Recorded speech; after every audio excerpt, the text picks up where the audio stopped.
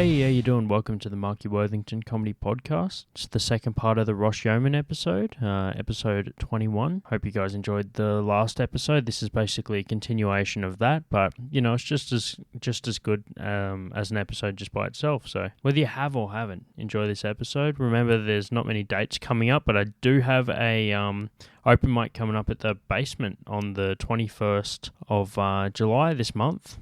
So head on down to that one. All the comedian spots are filled, so I got a full lineup, one of the biggest lineups I've ever had for the Basement. And we still have capacity for crowd, so come on down, check that one out. It's free entry and it kicks off at 8 p.m. Hope to see everyone there, and until then, enjoy the episode. Cheers.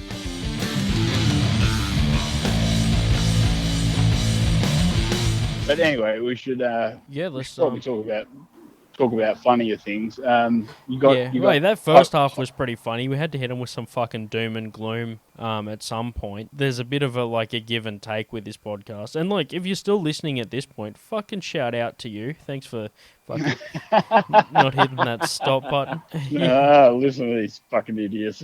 Yeah, dude. Well, hey, you would know as much as anyone else, being the longest serving member on the show. All right, so let's. So you want to dive into the hypotheticals? Yeah, we'll do that. We got some hypotheticals. Before we get into that, I've got one just normal question. It's not a hypothetical, and then we'll get into a couple of hypotheticals. All right, cool. Yeah, so I guess we just smashed through some of the doom and gloom, but now we've got some questions and hypothetical stuff. This one's a new one. I got a new question. This one's one that I heard recently, and then I changed it up a little bit for the podcast. So I've got it's something that always crossed my mind. I've got a bit of a mental tally of, how often this has happened. But have you ever banged someone or been with someone? I don't know how to say it, because if I say dated, then you kind of rule out a few people. I want to make sure I get everyone. But have you ever banged anyone that now has a kid? Yeah, multiple people. Ross is just what, since their first kid after I bang them, or what? If sorry. Do you mean have I banged someone who I know has a kid? I have to change this a little bit just for this. I wasn't anticipating this response, so I'm gonna have to change the question.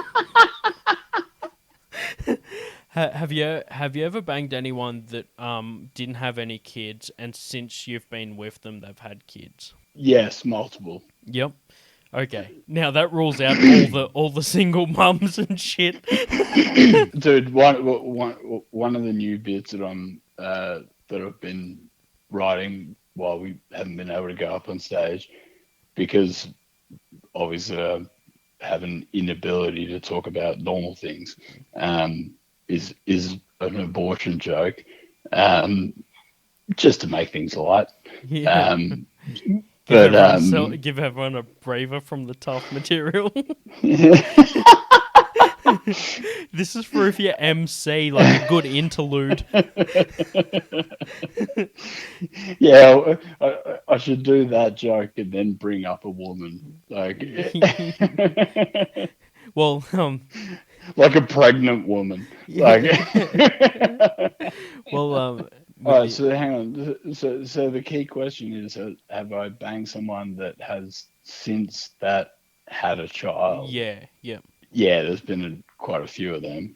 And I think the reason for that is the morning after pill, and the fact that they probably realised I'm not someone they want to be the father of their children.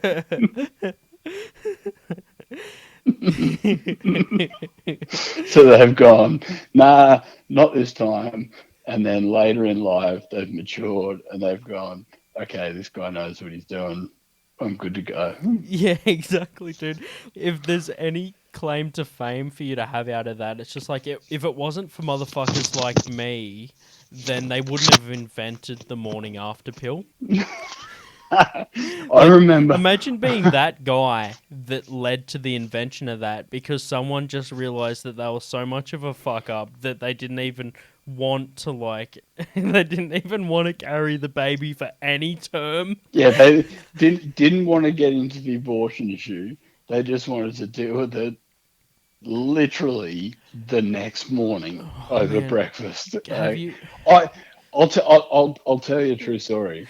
When I was living in Melbourne, I was dating this girl. And when I say dating, I mean like we're in a proper Yeah, relationship. yeah, Well, whatever. But no, we had sex, and then we realized, fuck, yeah, she might get pregnant. yo, Don't need to go into the details, but I went to the chemist just down the road, and I was like, I need to buy the morning after pill, and they told me a man can't buy that, yeah, right. and and I was like, well, why? And literally, the chemist told me because you might slip it in a coffee. Holy And shit. and I was like, fuck me. Like, society has lost its fucking rails. Like, and so I had to go back to the house. I took a couple of coffees back, and I took her a coffee, and I was like, I can't buy it because I'm a guy. You have to go buy it. I can't buy it for you. But yeah, that really opened my eyes, and it kind of made sense because Yeah, yeah. like if you were the kind of arsehole that would just go around raw dogging and whatever else, um, yeah, you just pop into the canvas and be like, yeah, I need another one of those, that kind of thing. Yeah, yeah. But yeah, Like, fuck that. let's in the chemist's credit, they basically looked at you and said, "Look, we're not gonna." They just basically looked at you and said, "Look, mate, we're not gonna let you spike her drink twice."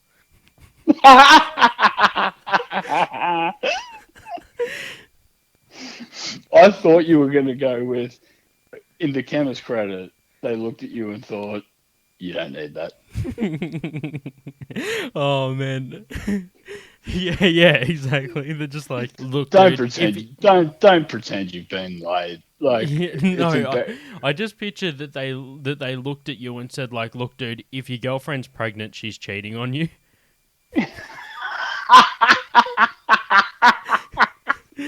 Oh fuck. Oh man, this is what I love. This is what I love about comedy. Is like the worst subjects are the funniest subjects. Yeah.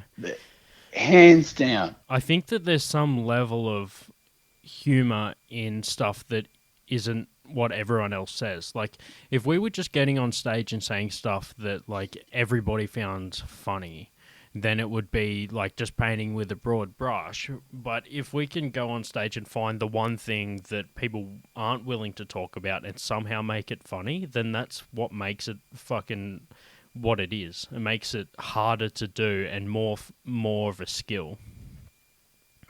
Yeah, I totally agree, and I think that's where the work comes in because you've got to do that in front of multiple crowds. Mm, mm. You know what I mean? Like, I've never I've eaten shit a couple of times, but I haven't ditched those jokes because I've thought, okay, maybe that wasn't the right crowd, and then I've tried it again and it's worked, and then it didn't work, and then it worked again, or whatever. Um, but yeah, I mean, like comedy for me is like walking that tightrope of what's acceptable, what's not, and the artistry comes in like how you handle that and like Yeah. what you do with it. You know what I mean? That's why I think that there's a lot of people that can get up and say stuff on stage. There's a lot of people that can, have a crack, which I recommend everyone that wants to give it a shot should. But then you boil it down to the people that actually fucking are comedians. And Yeah. if I'm honest with you, man, I don't even like. I call myself a comedian because, like we said before, that's like wishful thinking, basically. Like the difference between me saying that I'm a comedian and someone else saying I'm a comedian is fucking two massive differences. Yeah, definitely. But me calling myself a comedian is like the first step towards someone else calling me one as well. So it's like I have to drink the poison cup to show to everyone that they can fucking like that they can too. Like Yeah, it's yeah. like I have to take the first step so that everyone else kind of does that as well. But I also want people to feel that way instead of just doing it because I'm doing it, sort of thing. Like I want people to legitimately say, "Oh yeah, that guy's a comedian. He's funny or whatever." And not like in a sarcastic way either, because that's just fucking like that's just a recipe for heartbreak. Yeah. It's funny though, like there's a lady I work with. She's got to be in her 60s. And every time I think I've crossed the line at work, she goes like another kilometer beyond that line, Yeah, in terms of what she says. And I'm going to talk to her and say, come to an open mic. Like, I reckon you would fucking crush it. Like, yeah, she's brutal dude. in her honesty. How many fucking people do you think go through life that could have been great at something that just never gave it a shot? Like, I like to compare it like to beards, right? How many fucking people could grow an epic beard but just live their whole life being clean shaven and always wanted to grow one? It's the same with talents. Like, how many fucking people have a talent that they've always wanted to exercise but just never fucking actually given it a step? Well, my housemate actually, literally this afternoon, said this to me. It's a famous quote.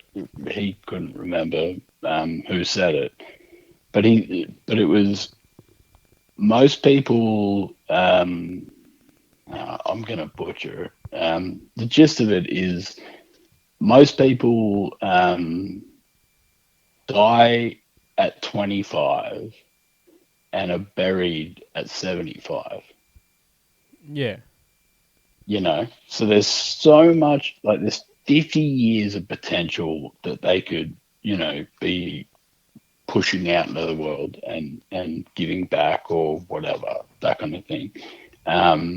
But they died at 25. Yeah, exactly. And, and I, like, when he told me that, I was like, fuck me, like, I'm 35.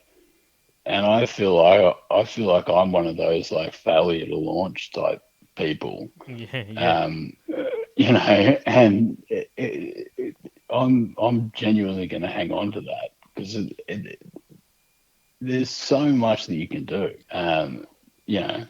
Hang on. Just Anyway, one second. Hang on. I love that. I love that slight like I wouldn't even call it an interruption, but I listen to Bill Burr's podcast, Yep.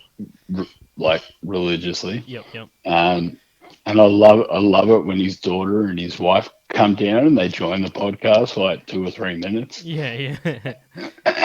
And then he's like, all right, Nia, I gotta do the podcast. Can you fuck off? Yeah. Like, Yeah. or whatever. Like, Yeah, and if it's you listen to some of the like, throwback episodes where they hadn't been dating for as long, and you can kind of hear how the dynamic changes a bit between them over years. It's cool. yeah, Like you can see that in some of the early episodes, they're still trying to get to know the boundaries with each other and learn each other's sense of humor a little bit. But yeah. now they seem more connected, which is really cool. Oh, it's awesome. And like so many of the I tend to just listen to the Monday episodes as Yeah, opposed yeah. to the Thursday episodes. Yeah, like I love the way like people will write in and they'll be like, I really want Nia's perspective on this, Mm. and you'll be like, Nia, what are you doing? Come down here. This guy's got a question. He's in a hockey team and he's gay and he doesn't know what to do. And then she jumps into the podcast and I love it. It's fucking, yeah, definitely one of my favorite podcasts. Yeah, no, it's really cool.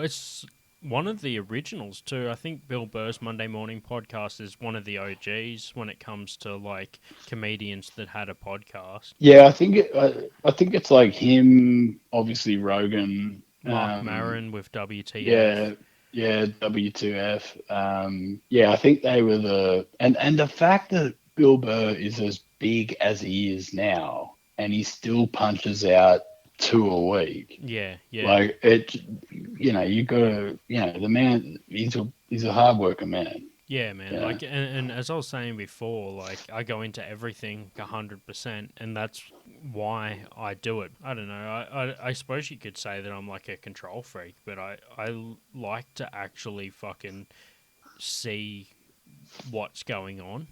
I just wouldn't at this point.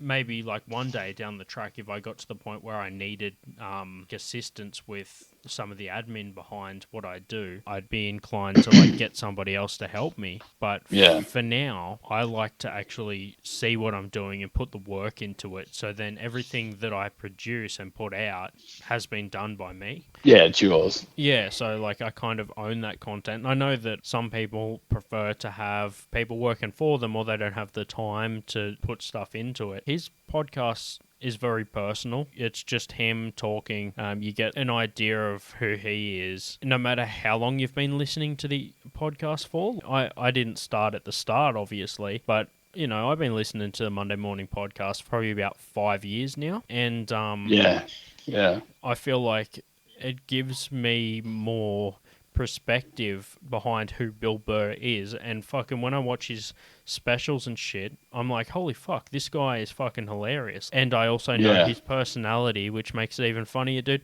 I fucking watched him in The Mandalorian. He was in a Star Wars franchise TV series and called The Mandalorian, and dude, I was fucking laughing my ass off just like watching him act, because like he fucking nailed it. He did a really good fucking job, but just because I knew what he was doing leading up to the role, all that sort of stuff, it added that extra dimension to the character. And just like like the whole time he's like, he's like running a fucking corridor with a gun, and I'm like, oh, keep your head on a swivel, Freckles. As he's fucking acting as this fairly fucking badass character, and I'm just going like, laughing, enjoying his character. Even like, dude, he's got like a small part at the end of a movie called Daddy's Home where he plays as like a kid's father. It's so funny to just see him in a movie, and you're just like, oh fuck yeah. But like, dude, he's actually a fucking great actor as well. So it's just like he's hitting it from all angles. Yeah, dude. I mean, did you watch Breaking Bad? Yeah. Yeah, so he was in that. Yeah. As a recurring character. That was the first time I saw him in an acting role. And he's not playing that much of a comedic sort of character. Yeah. But he fucking nailed it. Yeah. Like, and he's one of those like you look at Jerry Seinfeld, and it was like, he had a really good career. He was going on Letterman and Leno and all that kind of shit, and then got the TV show with Larry David and all that kind of thing. Yeah. Bill Burr's never wanted to be an actor. Yeah. Like his agents probably pushed him into it and been like, this will be a good thing to do, get your name out there or whatever. But even in Breaking Bad, which, fuck, I'm so old. It's probably 10 years ago now. He was just so deadpan in that, and so good in it. It definitely looks like it comes naturally. Yeah, and it's not something he's pushed for. He hasn't pushed for like, hey, get me in movies, get me in TV shows. I want my own. Oh, speaking of which, have you watched F is for Family? Yeah, yep. So, yeah, season 4 Just came dropped, out in Australia. Yeah. So I was watching that this morning, and fuck me, he kills that role. So fucking like good, man.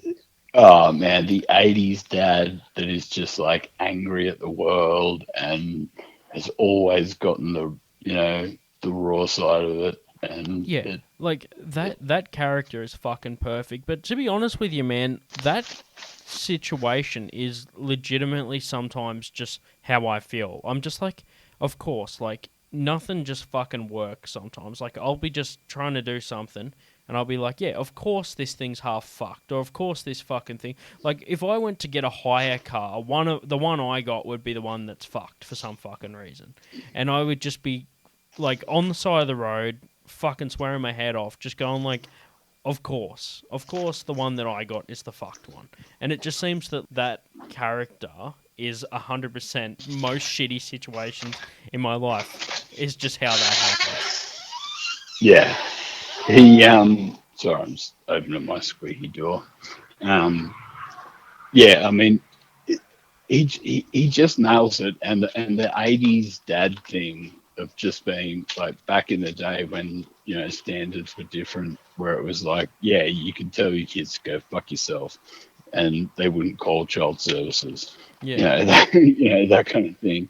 It's got two fucking barriers. It's a cartoon and it's set in the 70s. Like, so basically they can get away with shit like that because it's of that era. Yeah, and he's the perfect. He like, especially like, yeah, he watches early specials and stuff like that, and he was always described as the angry comic or whatever else.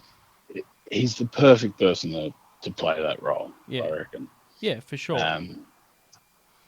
Anyway, sorry. Quick fucking shout out to Bill Burr. I know you're listening. A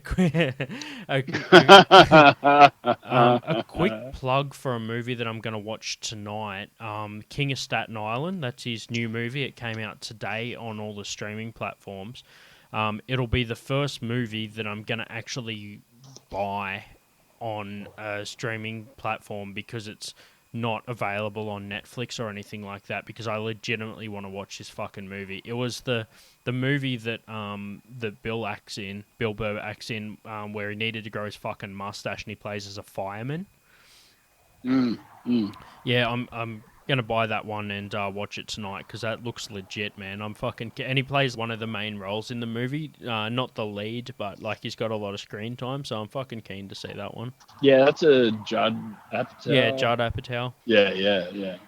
But yeah, sorry, we went on a massive tangent. Let's get back to the hypotheticals. Yeah, this is meant to be the questions, a hypothetical end of the show. Yet again, fucking shout out for listening to this shit. There was a second two parts to that question, by the way. So we already covered, has anyone that you've banged had a kid since? I'm also going to cover, has anyone that you've banged or dated that was not previously married before you were with them gotten married since you were with them? Again, yes, multiple. Oh man, it's like these are just like the warm up questions for most people, so I can gauge where they're at. So you've taken had a kid, fucking multiple, gotten married, fucking multiple. So like you've burnt through the first two fucking barriers. We're on to the final part of this question. Like it's like when you try and find someone's pain tolerance, you're like, yeah, easy. All right, let's fucking hit it with the last part. No, so essentially I put that down to I've been with women and they've, in both cases, when it comes to marriage and children, I've been with women and they've gone, yeah, not rolling that dice, and then they've moved on and they've made better life choices. Yeah, you could roll over next to a girl in the morning and say like, hey, the good news is it's all up from here. How would you like to feel that the best part of your Friday night was the lowest point of their life? Yeah, exactly. Yeah, it's like Jim Jeffries' bit about how he ranks like 1 to 10 or something. Yeah, he's a 5. Yeah. Like, yeah, I've got him banging a 10, the best part of his life, worst part of their life. Yeah, exactly. Yeah, maybe I subconsciously quoted that without, parallel thinking, without meaning to. It's that joke's similar, but it's not the same. He has like his whole ranking system. About out of 10, he's a 5, and how he'd feel. Yeah, like waking up next to a 3 is how she'd feel waking up next to him. Yeah. It's a full fucking bit. Go and watch the fucking special. I think it's on Free Dump or Bear. I think the special's called Alcoholocaust. Oh yeah, no, yep. He's also. I have a fucking signed copy of Alcoholocaust. That was when I seen him for the first Oh time. wow! Yeah, Fucking awesome, man.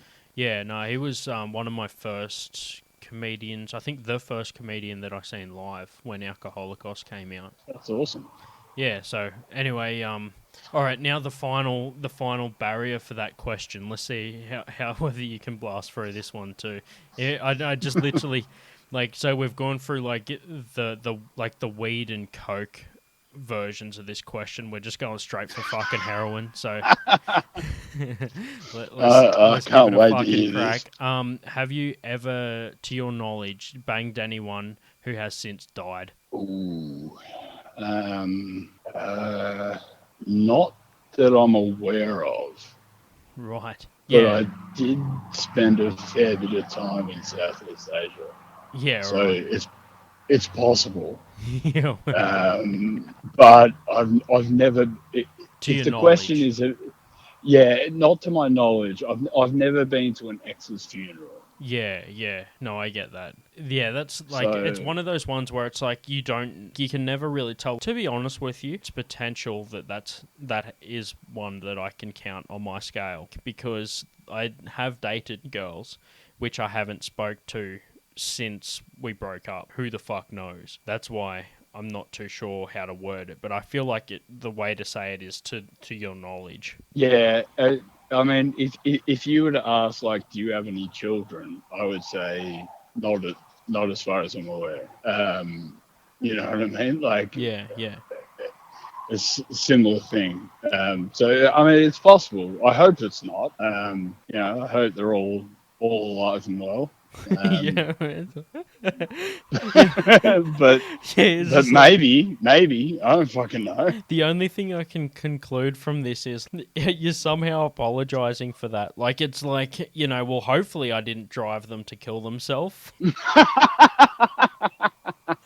Hey, let's look at it hypothetically. Like, man, if I was the lowest point of their life, let's just say that some people don't make it out of it. Yeah. So the options are: have you banged anyone that's got married, had a kid, or killed themselves or died? Yeah.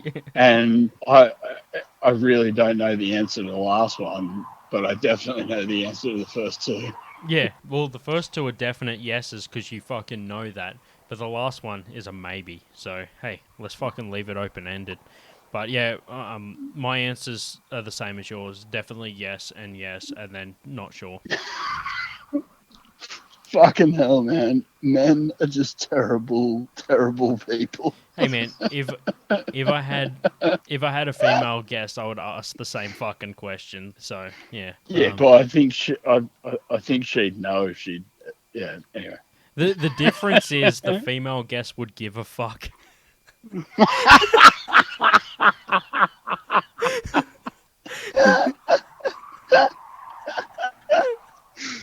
Oh god. Yeah. I mean, there could be redheads running around in Cambodia that I don't know about. Yeah, just if you ever get fucking hit up one day from a motherfucker that looks like Blanca, just with like no fucking matching features, but just with red hair, that could be it. Well, I had a mate that used to always tell me I looked like Guile, but without the muscle. Yeah, dude. So I think I seen a photo that you were tagged in that was like you when you were younger. And I was just like, dude, Ross had the same fucking hair his whole life. Oh, dude, my mates give me heat about that all the time. When I was in year 9, I decided I wanted to have dreadlocks, and so I had to grow my hair out. And so in my year 10 photo, I looked like a girl. So I was growing it out. It's all blonde and shit. And then it got long enough to be able to put dreadlocks in. And then I looked like Sideshow Bob because Yeah. they just literally popped like palm trees out of my head.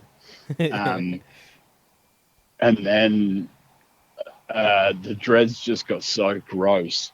Um, I had them cut off, and I've had the exact same haircut ever since. I don't know what to do. Yeah, so at this point, you may as well just fucking shave it. Dude, there's a lot of merit in that. Like, I dig that. I feel like every 2 years, I nearly completely change my look. But I feel like at the moment, I'm kind of been hovering with this same sort of look for like the last 5 or 6.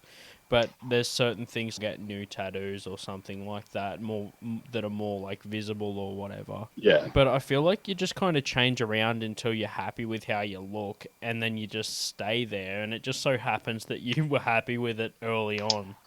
I wouldn't say that I'm happy with the way I look. I would say that I just don't know what else to do at this Yeah. point. Like I have this ridiculous, stupid, like, I look like a fucking pineapple haircut. And, I go into an office meant to be, a professional or whatever else. I remember once, I'd never met this lady. She was Yep. a stakeholder from up north, and she came down to Canberra for a workshop, and we met for the first time. We talked on the phone, email, whatever. Um, and the first thing she said to me, I walked up and I said, "Oh, hi, X, name X, I'm Ross." And the first thing she said to me was, "Oh, they weren't lying about the hair." And I was just like, "Fuck you." Like, Fuck. really? That's how you want to start this out? Like, anyway. Wow. Yeah, dude. Oh, well, I get that with the beard. Some people will just randomly know who the fuck I am. I've been just walking down the street and someone will just say to me, like, "Oh, man, I'm keen for comedy on Saturday," or, like, "I'm keen to fucking come along to the basement for the open mic," or, "Oh, dude, I've been listening to the podcast," or some shit. And most of the time I know that person because, like, they'll speak to me at an open mic or some shit. Probably about 1 every 20 people that says that is just some fucking person that I don't know, but just recognizes me from all the photos and already builds this fucking mental relationship with me to the point where they can just walk up and talk to me without me knowing them. They feel like they know me better than I know them because they listen to the podcast or watch my comedy or whatever. But I'm all down with that, Did, man. Like, I'm just fucking glad that people are listening and shit, and people that just come up to me and talk to me. I'm like, fuck, it's actually people are listening, which is cool. yeah. Dude. I actually got recognized. It was fuck. What was the latest big boxing match? This is two heavyweights. The guy got carried in on a chair, and the other guy came in looking like MF Doom with all the crap on him. Like, he had all the jewelry and the Yeah, yeah, silver and stuff. Yeah, yeah. yeah, yeah. I was watching that fight with some mates, and I went and sat down at the table, and a guy tapped me on the shoulder, and he said, are you that comedian?" And I was like, "Well, what do you mean?" He's like, "Oh, I've seen you at Smith's a couple of times." And I was like, "Oh, yeah, yeah, I've done a couple of open mics there." Um, but I didn't believe it. Yeah. Because I was out of the room and then came back, and I was so positive my mates would G me up Yeah. that they'd said to this, like, random guy, like, "Oi, when he comes back, tell him, you've noticed him," or whatever else. But yeah, I actually got noticed, and I was Yeah. like, "Yeah, wow, yeah." Yeah, dude. Actually, a few people that speak to me know me from Smiths. And it goes back to what we were saying previously. If you do different comedy, it makes you more memorable. So that is why people might recognize you, because you say something that sticks in their mind, and they'll just actually recognize you. They might even I get this sometimes. Someone will come up to me and they might not remember who I am. They just remember my face, and then they'll quote me a bit that I did. Yeah, wow, that's a whole new level of recognition. I went to a bar one time, and there was a guy in the line, and he just turned around. He seen that I was standing next to him, and he just quoted a bit, and then like sort of shoulder nudge, like that sort of thing. and I was just like, oh yeah, haha, yeah. And then I'm like, oh, do you watch comedy? And he's just like, yeah, that's how I remember you. And I'm like, oh shit, yeah, cool. So I wasn't sure it was just coincidence that he quoted a bit of mine, because a lot of my shit's like social observation. So I figured that it might have just been a coincidence. And he's like, yeah, that was what I was quoting. I'm just like, oh shit. Okay, cool. Yeah, wow. Actually getting quoted is that's an accolade. Yeah, well, like when it's like a Canberra bar and whatever, it wasn't a place that like it wasn't a it wasn't. Yeah, it's not it wasn't not like you were in New York and someone was like, yeah, I remember that bit. yeah. It's like fuck. It's not like crazy. Like the chances are pretty high for that happening. It's just that someone actually did it, which is cool. But yeah, we'll move into some a couple of would you rather questions, the famous fucking closing bit of the podcast, which is the final fucking would you rather questions. A couple of these have been on previous episodes, but these ones I haven't asked you before, and I want to hear your fucking take on them. All right. So let's start off with it's becoming one of the new staples for the podcast. Would you prefer to be the only human in the world able to run 100 k's an hour, or the only human in the world that can fly at 10 k's an hour? So there's pros. Because I've heard this on other episodes. Yep. I've thought about this. Obviously pros and cons on both sides. If you could. So is it flying at 10 k's an hour or flying at 10 meters? It's the speed that you walk at 10 k's an hour, but it's flying. Okay. All right. So it's basically in any direction. I suppose you could just float above the ground at 10 k's an hour if you like wanted to try and find a loophole. The best episode for loopholes is the Jack Taylor episode. We literally cover every fucking loophole in this question. Well, okay. First off, my pick is 100 k's running. Yep. That's what I'd go for. But the pros on the flying at 10 k's an hour or whatever is if you timed it right, you could shit on someone like a bird. Yeah. Do you know what I mean? Like you could just be in a tree and then fly and then just hover above like some douchebag on a scooter, and you could literally take a dump on him.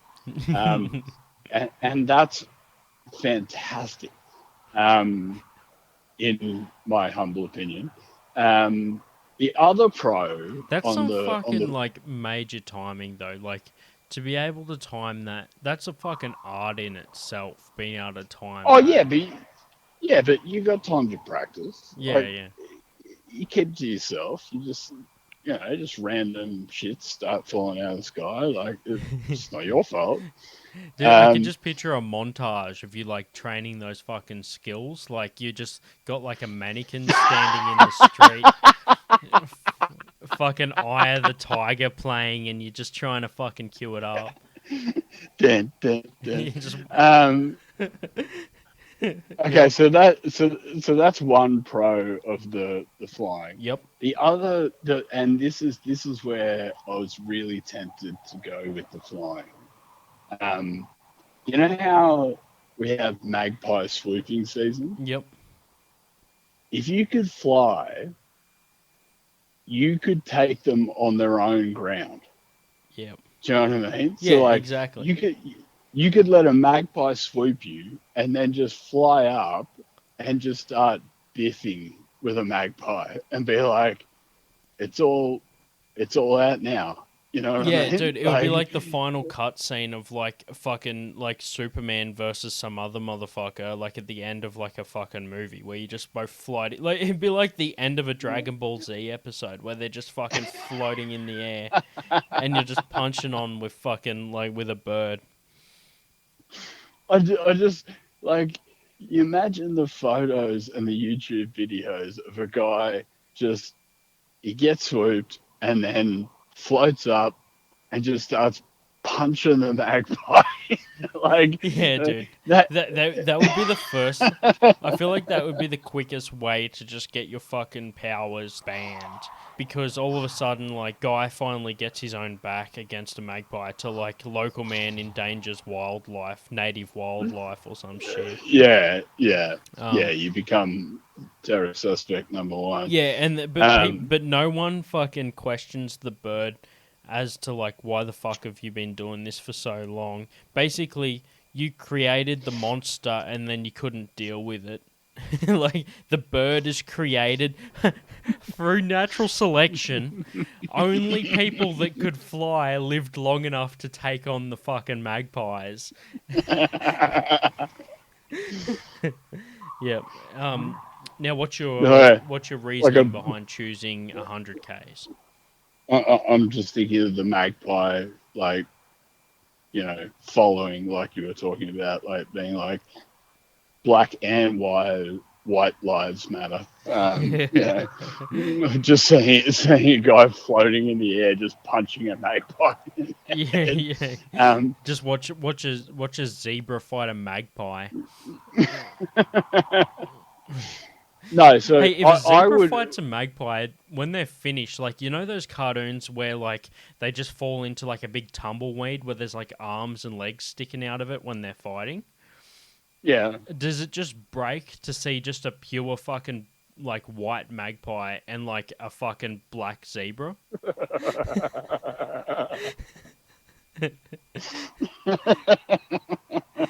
Yeah, you could just picture like a Looney Tunes cut, and then they fight again, and it's a fucking black magpie and a white zebra. And then they fall off a cliff, and there's that Yeah, oops meep meep. moment. Yeah, Okay, so so the reason I'd pick the being able to run at 100 k's an hour. yep. I wouldn't tell anyone that I was able to do that. And what I would do is commit as many crimes as I wanted to, and then run to a location and make sure I was seen on CCTV. Yeah. So, like, I could hold up a botlo in Civic, run to Belconnen, and be on camera in 3 minutes. Yeah. And what? How are they going to prosecute you? Like, it's like, yes, your DNA is at the scene, but you're also physically present, 30 Yeah. kilometers away. Wait, why would your DNA be at the scene? You're not used to robbing places, so when you do, you just fucking get so nervous you puke on the counter or some shit. DNA. I'm glad you went. I'm glad you went with puke there. I thought you were going to go below the waist. Yeah. Yeah, one of them is like so nervous because you've never done it before. The other one's so excited because you found your new favorite thing.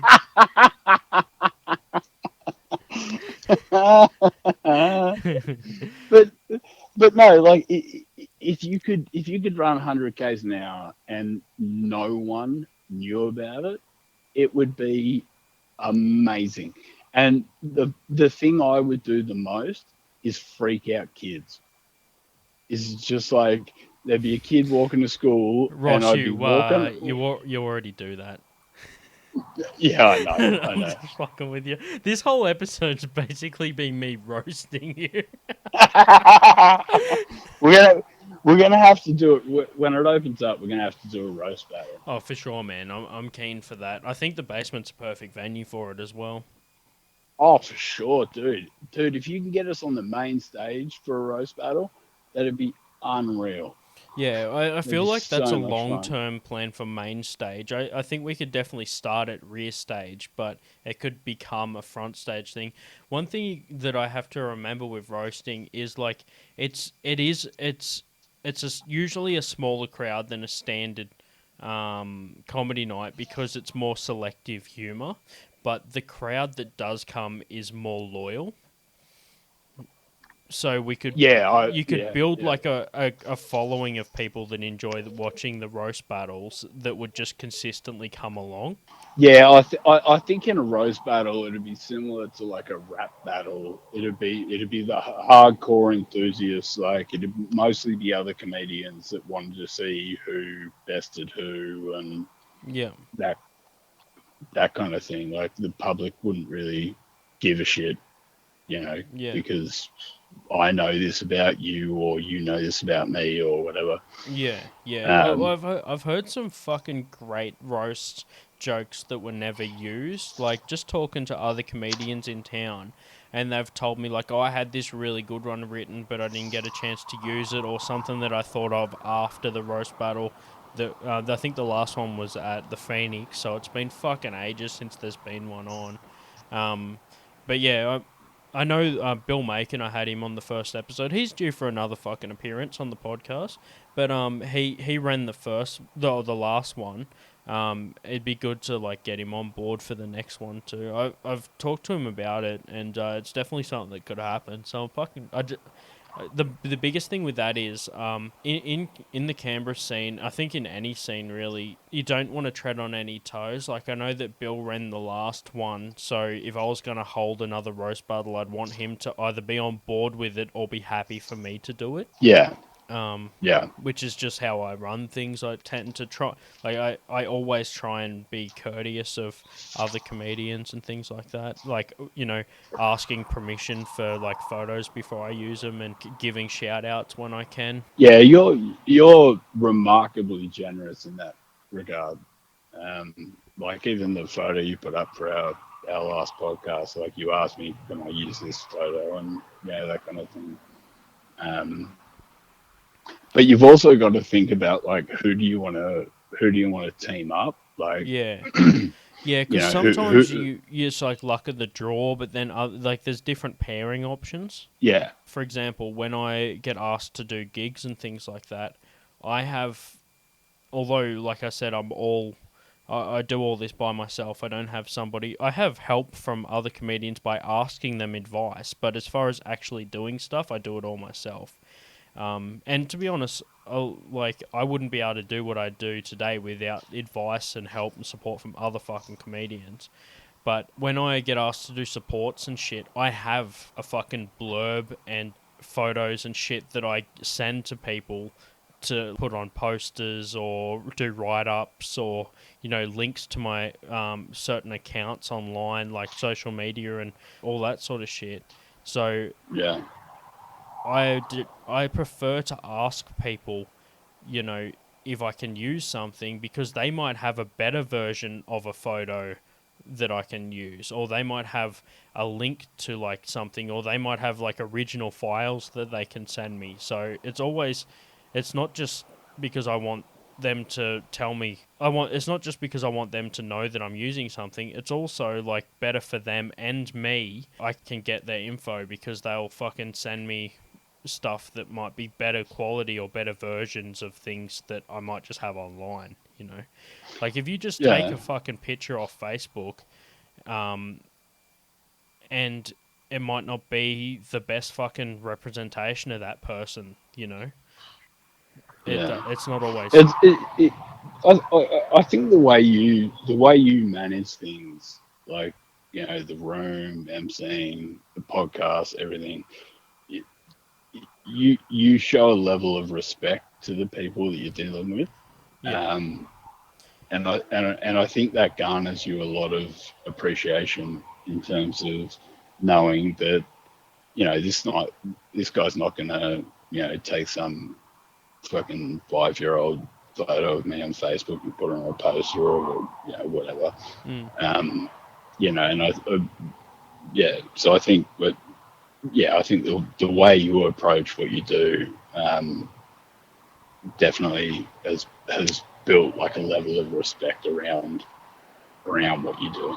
Oh, fuck yeah, thanks, man. Yeah, I appreciate hearing that, but it's just, I do to others as I would want done for me, so that's just how I roll. But the one thing that I have noticed about how I run it is sometimes you'll get people that I might not agree with or have issues with, and a lot of the time I'm like, all right, well, fuck it. Like, if someone fucks me over, I'm like, all right, I'm done now. Like, I'm fairly dismissive for people that don't give me respect, which I think is how most people are. But, yeah. Yeah, I think. I mean, that's pretty natural. Yeah. Like, Alrighty. Yeah. But anyway, fucking cheers, man. I got. so. Yep. So the last hypothetical. Yep. I'm up The to the last one, man. I've got, okay, this one here, it's another staple in the podcast. This one here is, would you prefer to pry your thumbnail off with a fork or put a toothpick under your toenail and kick a wall? fuck me. It's just so brutal. So brutal. Like, options are just... The best response, the first initial response I ever heard, the funniest one has been Jack Taylor, where he just like fucking, like, it was just, you could nearly feel the pain through his fucking, like, the sound. Man, I fucking love having Jack on the show, man. I definitely need to do that again. It's you and I that were talking about not having just comedians on the show, but also having like people that I have good conversation with as well. That kind of made me think more about having other people on there. But yeah, so that was his response, man. What do you think? Okay, so explain it again. So yeah, you pry off your thumbnail with a fork. You can take as long as you need to do it. You need to do it in one sitting, though. You can't just fucking keep going at it. Yeah. Or toothpick under the toenail, kick a fucking wall. Yeah, okay. So, because there aren't other rules stipulated around this, I would go the thumbnail. Yep. But what I would do first is chop off my thumb. Would you actually lose a thumb before you lost a thumbnail? No, I'd just chop the thumb off clean. Yep. Then I'd rip off the thumbnail real quick on an amputated thumb. Yep. Thumb knuckle or whatever the fuck is left over, right? I'd just do that real quick with a fork, and then I'd rush to the hospital and be like, reattach my fucking thumb. But there's no fucking way in this world I'm doing the toothpick in the toe. Yeah, dude. Not happening. Dude, imagine if you hit it crooked, like it just went up through the nail or some shit. Oh, dude, there's so many ways that could go bad. Yeah, dude. Like, oh man, I do have one criticism about the thumb thing though. Like, what if they fuck it up? Like, they just never put your thumb back on. Also, what's the fucking pain related to cutting your fucking thumb off? Like, well, let's trim this out of the podcast. But, well, no, fuck it. I've done the joke on stage. I've done a bit of self-harm. Yeah. You know, you do it, you deal with it. You know, it happens. I'd happily chop the thumb off, then rip off. But the thumbnail's just not really like what if taking the thumb, because you've never done this before, right? So what if you realized that like cutting, like just ripping off a thumbnail was like some sort of fucking pleasurable experience for you? Like, well, I can't imagine it would, because it would take doing the toothpick on the toe. Yep. That's quick. Yep. You know, it's a fast pain, and then you go and get sorted. But if I just, chop my thumb off, yeah, and then deal with that, which is, going to require some gauze, I assume. and then I pry the nail off the thumb that's no longer attached to me. Yeah. That's not going to hurt, and then hopefully I can get to the hospital in time. Dude, imagine if you So just then got some fucking phantom thumb pain, like, as you're taking the nail off. So you...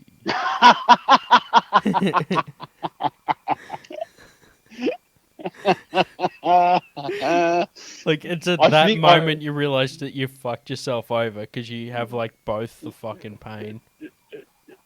Yeah, I figure my body would be in enough shock to just sort of like, okay, you've lost a finger. Yeah.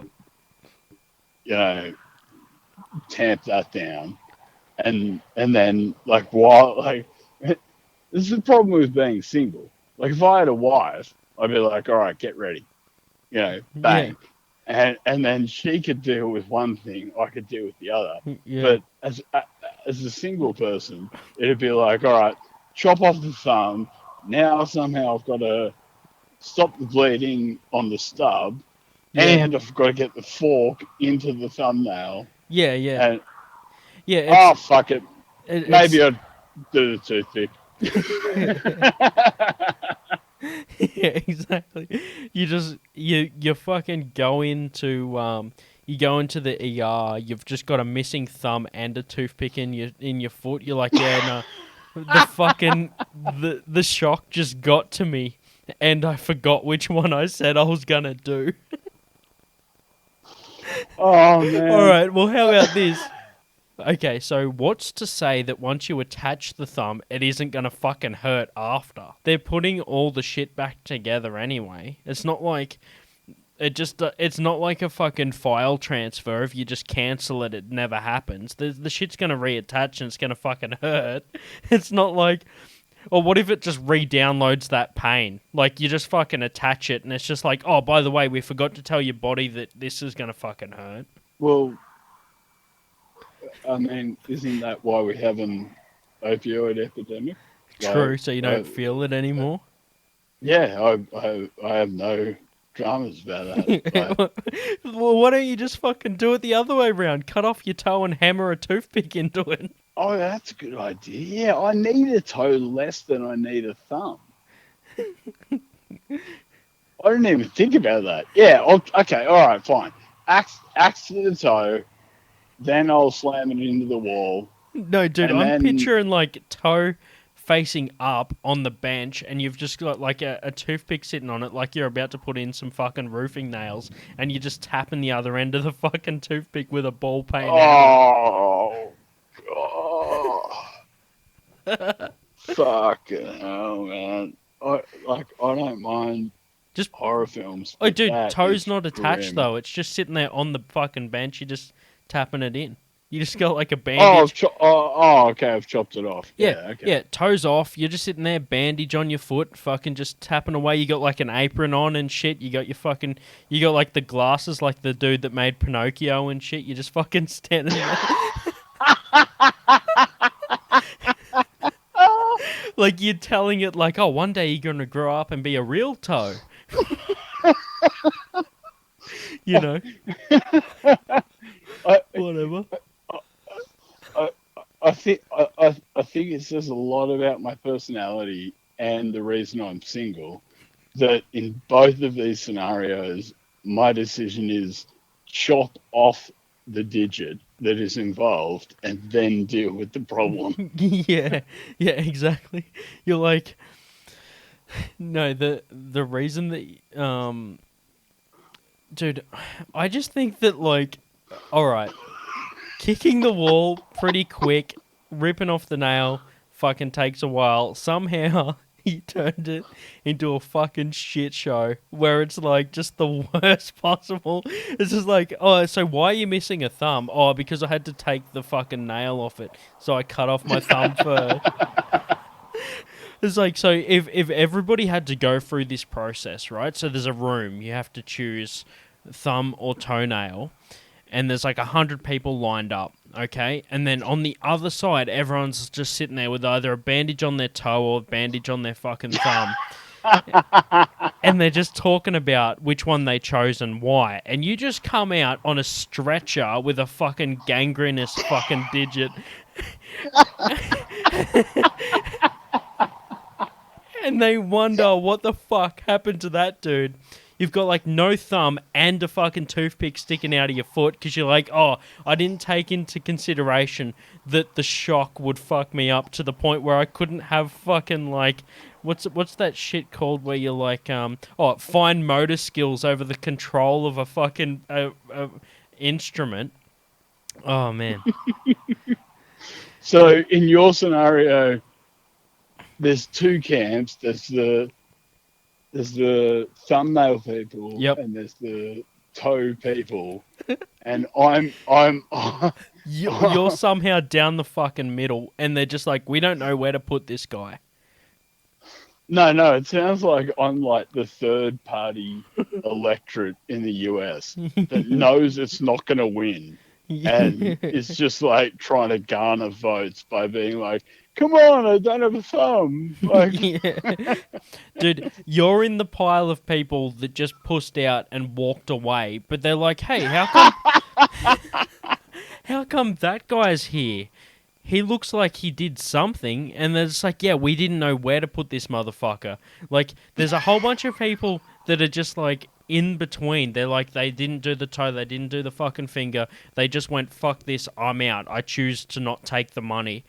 And they tap out. Somehow you're in that pile of people, but you did both fucking things, or like more than what they asked. It's like you want approval from them, so you're like, I'll do better than that. I'll cut my fucking finger off. Dude, if you're going to cut your fucking thumb off, why wouldn't you try with a fork first, and if the pain got too much, then cut the fucking thing off? well, I'm a pragmatist. Yeah. Like, It's like you're like the guy that wants to be in the gang so bad you fucking do more than they ask.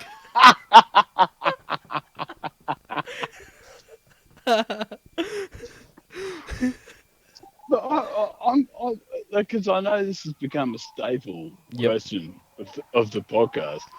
I'm surprised no one has ever suggested this. Yeah. You chop it off, and then you do the task required, and the pain you experience is just the chopping, which and your body goes into shock, and kind of ironic that an ambulance just drove by. I don't know if this was streaming live, I would think that someone beat us to it. Like someone else is just going like, oh man, well I'll fucking prove you's both wrong. Oh man. Yeah, dude, that's legit. I feel like I've gotten a different response from everybody, which is good, because that means that the question is hitting different parts of the response. I remember listening to the first time you asked Kai that question, and I think you prefaced it by saying you can feel this one, and I was like, where's he going with this? Where's he going? And then you gave the two options, and I was like, outside my house, and I was next to a brick wall. And I was envisioning the toothpick and the toenail, and I was just like, "Oh God, what would I do?" Yeah, it's fucking intense, dude. But yeah, man. That's our fucking hypothetical section done, and that concludes the second part of the podcast, man. All right. Well, I hope I've given a new perspective on the options available for the toenail and the thumb. Yeah, dude. No, I fucking dig it, man. I reckon you've. I think it's that one and the a couple of the other ones that we've got are going to become more standard questions. I like the response this one gets. So fuck yeah, it's been good to hear your fucking perspective on it, man. All right. Well, dude, as always, it's absolutely an honor. I appreciate it. Yeah, no, thanks for being on. That wraps up the end of the second part of the episode with you, man. And we got a good hypothetical questions and answers there. So fucking, if anyone else has any hypothetical questions they want to send me, flick them over to Marky Worthington Comedy at gmail.com. as well as any other questions. I know that I did a part with Ross before where we spoke about the online reviews. Any cool online reviews, send me the links and the bits you want me to look at to the same email address. And also the other part is the new section of the show, which we haven't done yet, which will be the questions for the show. If anyone has any advice questions they want to be answered, or anything like that, I like random questions, life advice, anything like that. There's going to be a new section that's going to be coming to the show. So once I get enough of those, I'll do a full episode on it. So send those through. The email address is markyworthingtoncomedy@gmail.com. And if you forget that, there's a link there's a link in my description on my social medias as well. So yeah, thanks for fucking being on, Ross. Yeah, man, good times. It's always good to talk to you. We always have a good laugh and talk about some dark stuff and some fun stuff, and it's a crazy time right now, and it was good just to have a chat about stuff that wasn't, political or anything like that. Even if it was, it's fucking to somebody else, which is just that fucking human contact that we all crave. Eventually. But yeah, fuck yeah. Thanks for being on, bro. Fucking talk to you next time. Alright, dude. I love you. Cheers, man. Fucking love you too. Alright.